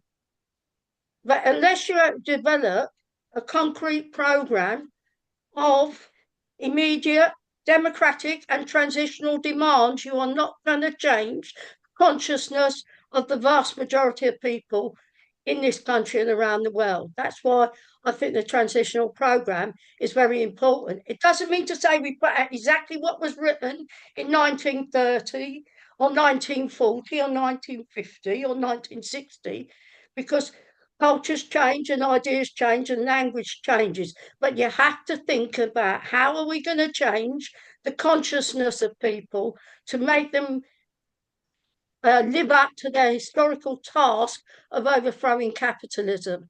And the other thing is, if you're talking about joining parties, democracy is key. I've been in 2 organisations where democracy was very lacking. And in one organisation, the people around us, we had to put out our own document, because they wouldn't publish our document, but they allowed us to publish it and circulate it. When other people, because they said it was too long, where other people had about six different little documents, they weren't prepared to. So democracy is key, because without democracy and people thinking that there's an open debate, you're never going to achieve anything anyway. So I'll leave it there. But the key thing is we've got to think about how we're going to change people's ideas and motivate them to do something different. Thanks very much, Marion. Last speaker from the floor then, before I bring the 3 comrades back, is Anthony. Oh, sorry, I just muted you again, Anthony. Can you see it? There should be. I've done it now. Yes, you have. When it comes on YouTube, we put it on YouTube. My name's Anthony Brain.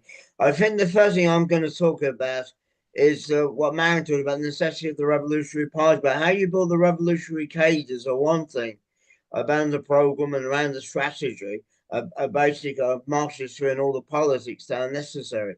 The reason you need a revolutionary party is the masses are incapable of overthrowing capitalism or the working class in and of themselves. But how you, for example, Lenin won the turning in the first was turning the imperialist war into the overthrow of capitalism. But while the demands he won the masses, people had the bread shortage, was peace, bread, and land through the transitional method. The problem is the organizations in Britain and international. I don't know about the other countries. I was in a 10-year group in the International Soldiers Group and the 4th International. Then I left because I don't trust him, and there's been no alternative. And all the groups have retreated on it to say nothing to defend against capitalist restoration. That struggle's been on.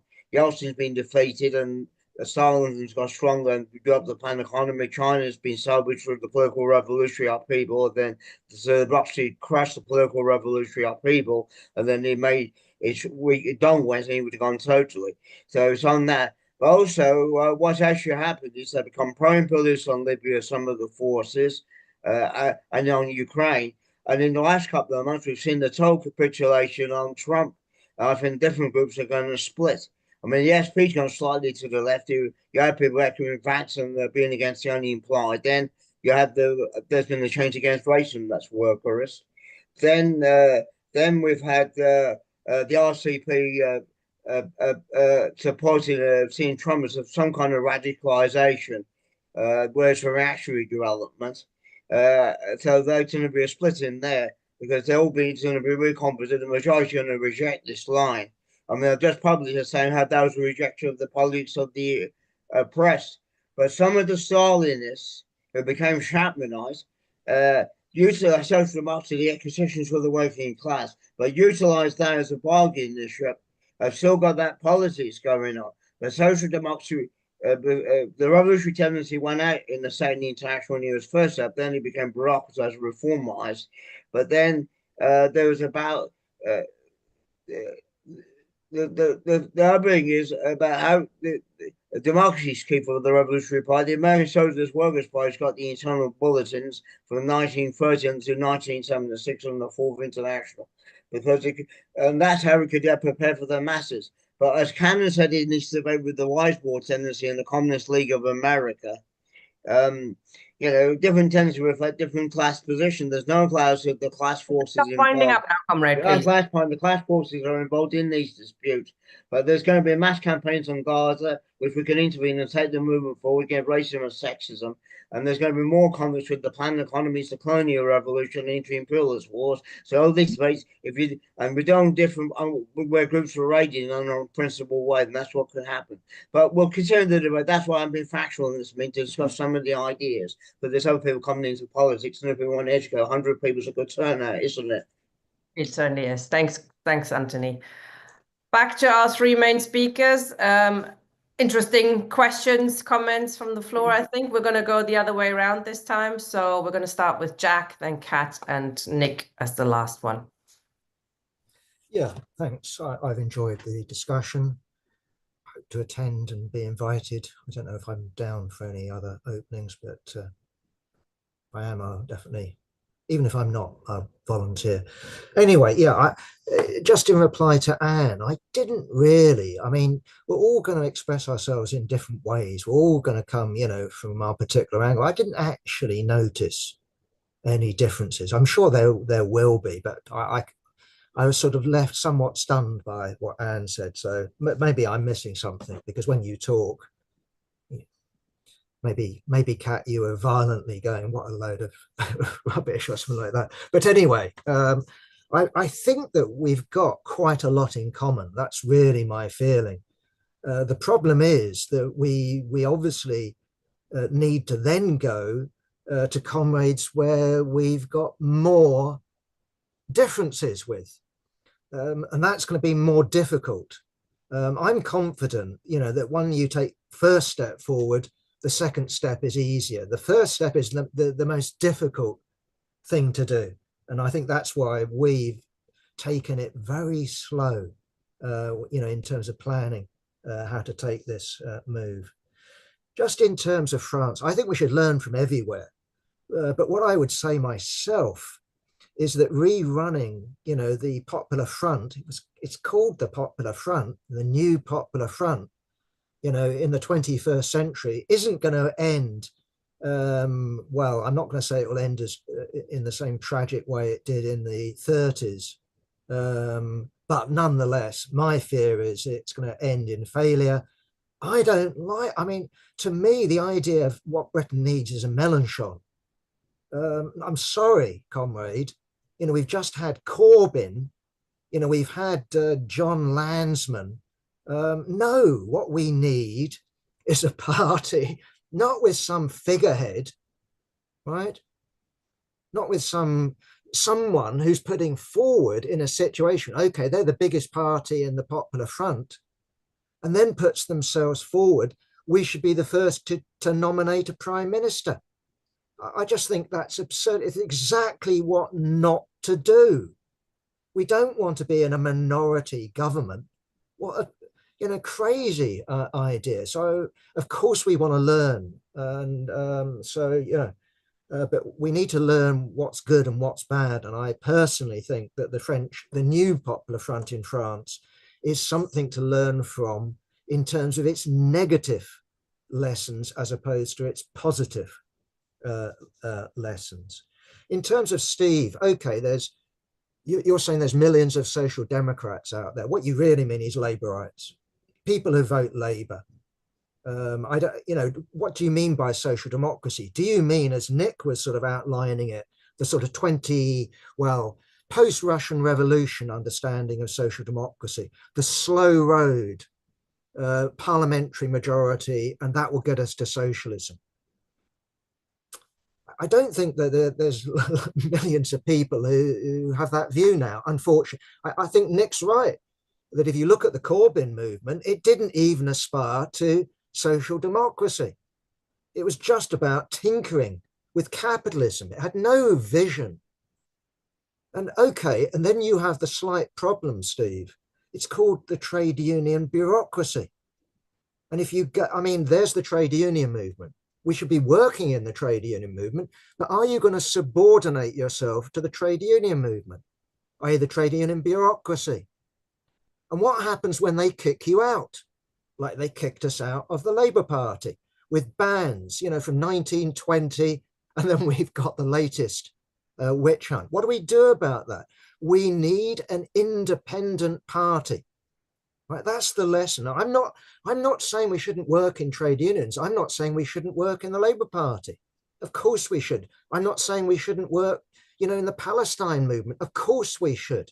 But we need our own organization, not only with its own program, but with its independent approach to the working class.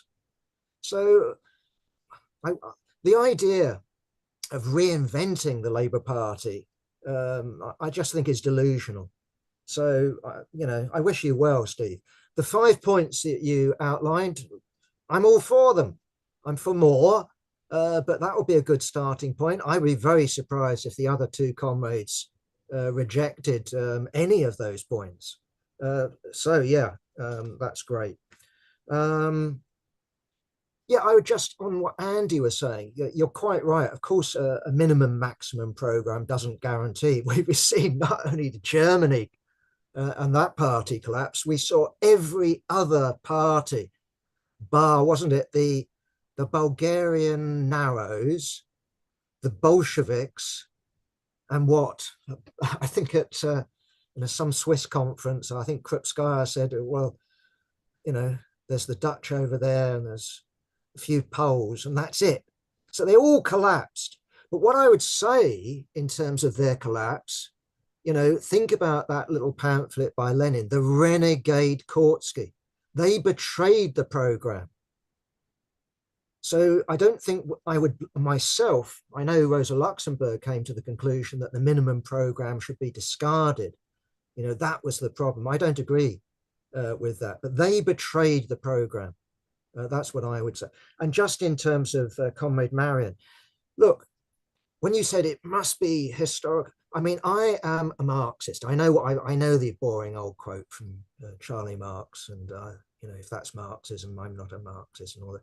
I'm a Marxist. At least I call myself a Marxist. But look, in a mass communist party, I think there should be room for Christians. You clearly aren't historical materialists, as far as I know. There should be room for Muslims, Hindus. I mean, that's not historical materialism. So I wouldn't want in the rules of a communist party saying only people who've mastered historical materialism should be allowed in. Only true atheists should be allowed in. If we accept the program, not agree, accept, that's good enough for me as a starting point. So, you know, what do we expect from young people? What do we expect from new people? Do we expect them to be all sort of fully conversant, or do we end up with a sect? You know, I know that there was a comrade from the SPGB, you know, with an examination before you're allowed to join. Maybe that's an unfair point, Marion. I hope, you know, maybe it is, and I apologize if it was an unfair point. My last point to you is, though, that if you look at the Bolsheviks who didn't betray their program, they had a minimum maximum program. That was successful. That's actually what worked. They didn't have a transitional program. And indeed, if we look at Lenin, at least, and I think he was right, Bukharin advocated a transitional program. But if you look at Lenin in 1919, when they were going to redraft the program, he said, I think we should stick with the minimum maximum because we might be defeated. We might have to go back to operating under the conditions of capitalism. And the problem is with the transitional method is that either it adapts to existing consciousness and says we can't raise workers' militia now, or you can't raise communism now, because that's where the mass of the workers aren't at. And that's clearly true. Either that, or it justifies the split. And I got that from both you and Anthony. I think you're reflecting the problem rather than coming up with the answer. That's my own view. The transitional program's been around a long time. It hasn't worked. And I think that at least I can say, okay, with the example, I know the Bolsheviks, sorry to come back to that, but it worked. Okay, that's me finished, Tina. Thank you. Thank you. I think we'll get back to a small point you made, but I think it's quite crucial, and Jaura put it in the chat, is the accept rather than agree with the program. I think that is really, really important, that people can join even if they have differences with it, because they're able to express those differences as well after they've joined. Particular actions, we perhaps want everybody to act together, but before and after an action, comrades should be free to argue against the program if they accept it, and accept it as a basis of action moving together forward. Katrina, over to you. Thank you. Yeah, thanks for the discussion points. Yeah, I suppose just briefly in response to Anne, I would agree with Jack. I didn't myself see a massive points of difference between what we were arguing. I think in terms of what I was expressing, I guess obviously I was trying to cram a lot in. Some of it might have been a bit rushed, but around the idea, I suppose the argument of like beginning from politics as the basis of how we organise and the basis of how we form our programme. That's in the main address to those within the movement right now who are putting forward arguments about what, obviously there's a lot of talk generally about how we can form a party, how should we form a party, what does that look like? And that's one of the really kind of strong and often compelling arguments that I think does win a lot of people over, that we're here with our programs in our little groups and we're shut away from the rest of the movement. We need to put that to one side and we need to go out there and say, what do you guys think? And then that should be the basis of forming a party. So that's the kind of argument of assemble, and I suppose what came across in the article by Joe Todd. And I think that is an argument that is appealing to a lot of people. And I guess what I would see us all kind of broadly agreeing on is that isn't the basis from which we form a party.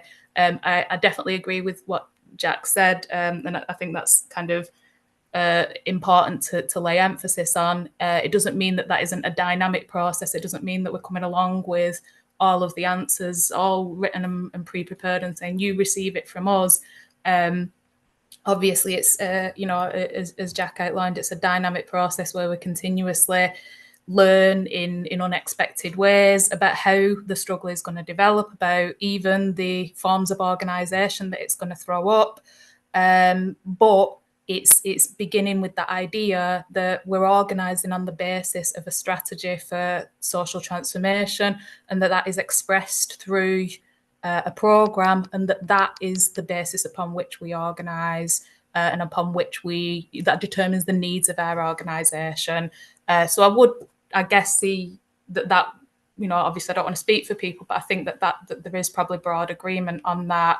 Where there might be more disagreements, might be around our practical approach in the here and now. So obviously in terms of how we relate to and how we advance these discussions with others, there might be some kind of disagreements around that. I expect there'll be some disagreements around that, in fact.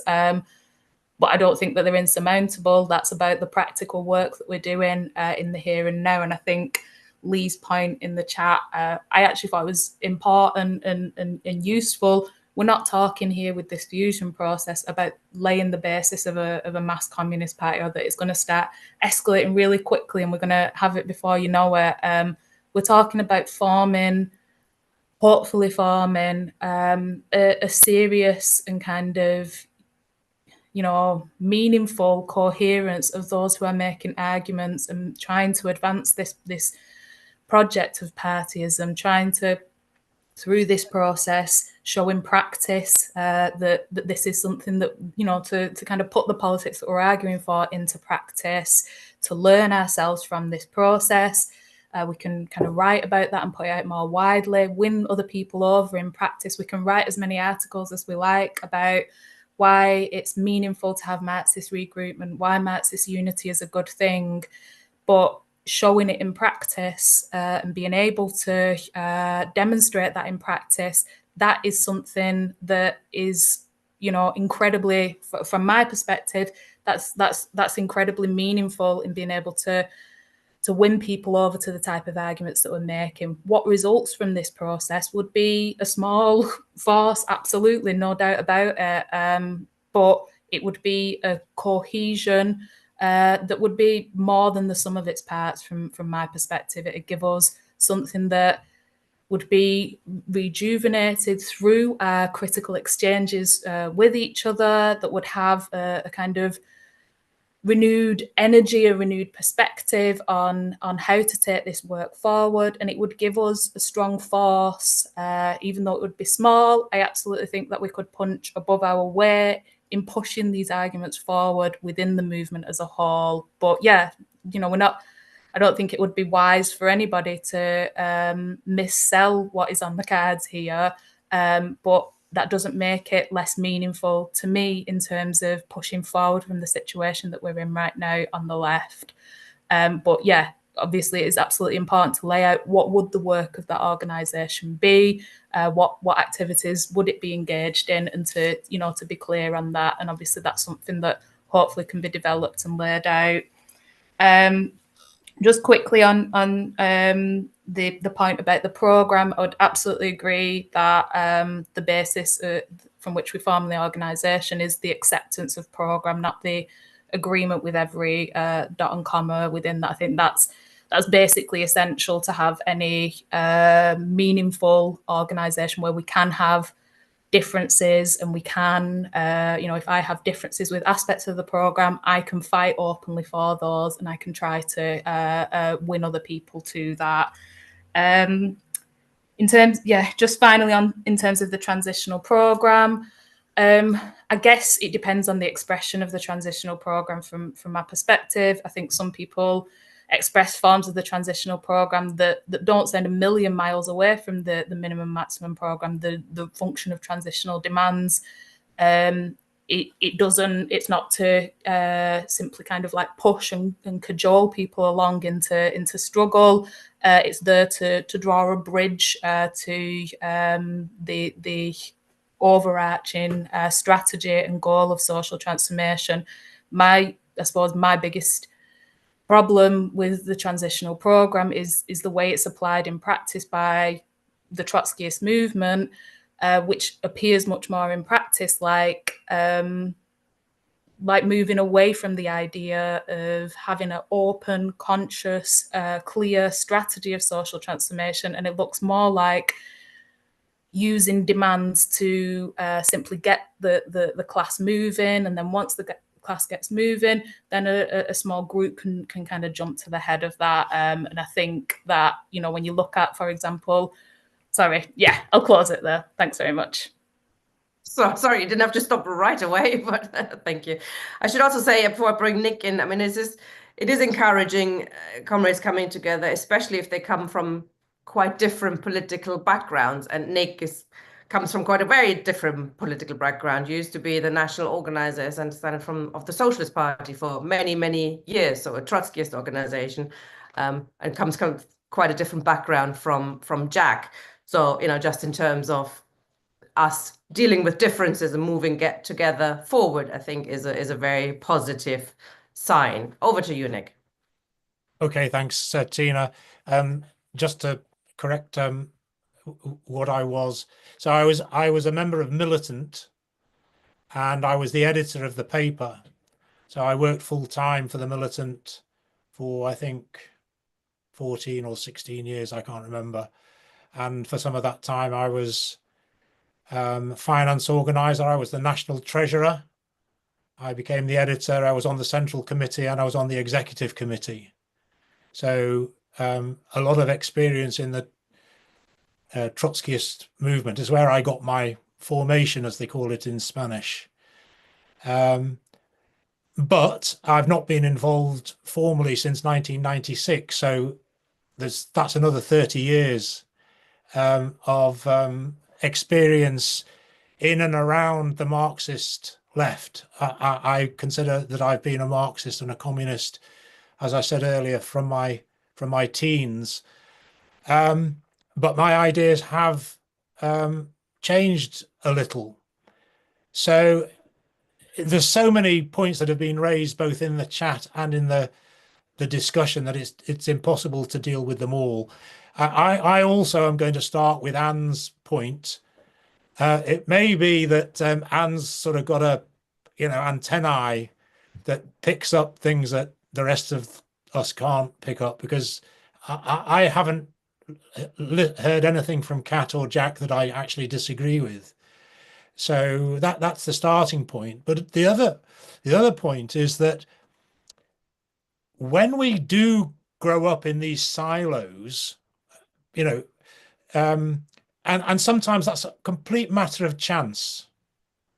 We may start out, we're young, we're enthusiastic, we come across an organization, and that's where we end up. But we then end up, the word silo has been used, and we use words differently, we use terminology differently. We don't necessarily understand what somebody else from a different silo is saying. They may use the same word and mean something different. They may use a different word and mean the same thing. So part of the problem is overcoming that. And part of this process I see is actually people from different backgrounds, and I'm from a different background, and others like me, understanding what everybody means.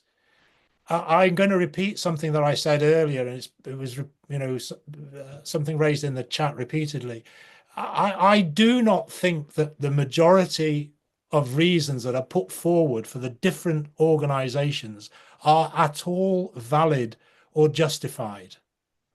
They are largely to do with ego. We've got one organization that exists solely because of loyalty to an individual, no programmatic differences with the organization from which that person split. We've got different organizations saying exactly the same thing. And you wonder, what on earth is it apart from ego, or whether it's of an individual or a collective? What's the point? Some people actually, to comment on something Steve said, some people prefer to be in an organization of 10 than contemplate the idea of being in an organization of 10 million. Oh my goodness. Some people would just prefer to be in a party with themselves than actually form a party. And this is the thing, we actually need to get over that. So I'm going to just deal with some of the particular points that have been raised, and it's probably because people don't know, they know about my background but don't know what I'm saying now. First of all, I have problem with the transitional program. My first problem is that most Trotskyists don't apply the transitional program in the way that Trotsky meant it to be interpreted. They actually miss out the first paragraph, which is talking about the need for revolution. The second is that it's trying to gauge the consciousness and go in at the level of the consciousness of the workers that you're talking to. I have a fundamental problem with that approach, if that is what is intended, because how do communist ideas ever get voiced unless we voice them? And I think we should just be bold about things. So I would like to, my position is we present a program for government. So that may be the minimum maximum program. But the danger is we lower the main part of the program, which is the maximum program, which was the criticism that Trotsky made. That needs to be there. But we also need to say, what would we do if the working class came to power? So that's the way that I'm approaching it. And I'm going to listen interestingly and participate in the discussions, because my starting point for a communist party, even or the nucleus of a communist party, is that there's got to be a program that we can present and argue for and explain why it's necessary. And my position, and I think Andy asked the question, my position is that people should join or be able to join on the basis that they accept the program, not necessarily that they agree with every dot and comma. I would have difficulties if I was expected to agree with every dot and comma, anticipating what may come out of the fusion process. I don't know. We'll see how the discussions go. But the fact that I would have the right to continue to argue for a change, and of course the program itself is a living thing, because as Jack said, we learn from the struggle. And it may be that learning from the struggle means that we have to revise something. But what we should not do is hide our ideas. That's the most important thing. It seems to me that even revolutionary organizations, or organizations that claim to be revolutionary, have a sort of political schizophrenia. They're very, very revolutionary inside their own internal organization, or when they're speaking to another communist, Marxist, socialist. But quite often in the movement, they don't act like communists, or don't speak like communists, perhaps because they're worried about not being heard or not getting an ear, or because they're going to get rebuffed. Well, we just have to get used to getting rebuffed. But I do agree with something that Jack said earlier, and which was the point I was trying to make, is that most workers, if we put our arguments clearly, will agree with us. The question is, well, is it possible? That's perhaps the next difficult discussion. It is possible. First of all, it's necessary. And even if it was difficult, we can't shy away from it. In a sense, we're cursed, aren't we? As communists, we're cursed, because we know that communism is necessary. So we have to do something about it. And sometimes it's hard. So, we just can't get away from that. We just got to do what we can. So we need to explain. And then the other question that was raised, I mean, sometimes, people, me, I can sort of say a throwaway comment and somebody will pick up it and there's a possible heresy here.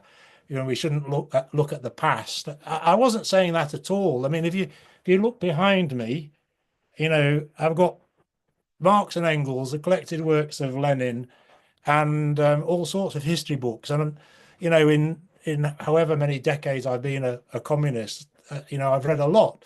And I think that the experience of the working class, the theoretical development of the workers' movement, is extremely important. What I think that we need to do, though, in approaching or applying it, is we say, well, what were the circumstances at the time when something was said or done? Was it correct when it was said? And do the circumstances, what are they now? Can we take something from that? So I think what Lenin, Marx, Engels, Trotsky said on a whole number of occasions are valid, and we could stretch that out to other people. So the question is trying to learn from the method and apply the method. I believe that a communist organization that presents a program for abolishing this system and therefore getting rid of the circumstances in which most people on the planet, what's the 8.8 billion people, is it now? Most people on the planet do not experience a good life because of the problems of capitalism. And the danger is that they go and find ideas elsewhere because they're not getting ours.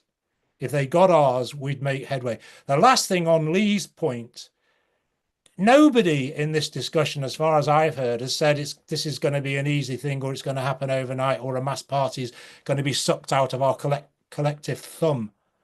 Not at all. We've all said we're not getting carried away. Let's not exaggerate. This is small potatoes, but small potatoes can become a sack. It's perhaps not a good metaphor, but there we go. The thing is, we have to build, we have to accrue, and sometimes it'll be ones and twos, and sometimes we may get splits, and so on. But we've got no alternative. Steve says you won't build one in 25, 26. Well, okay. What about 27, 28, 29? What about 36, 37 if we're still going? He says, oh, well, there'll be a social democratic party of tens of thousands. I've got no doubt about it. So what? Is that the answer?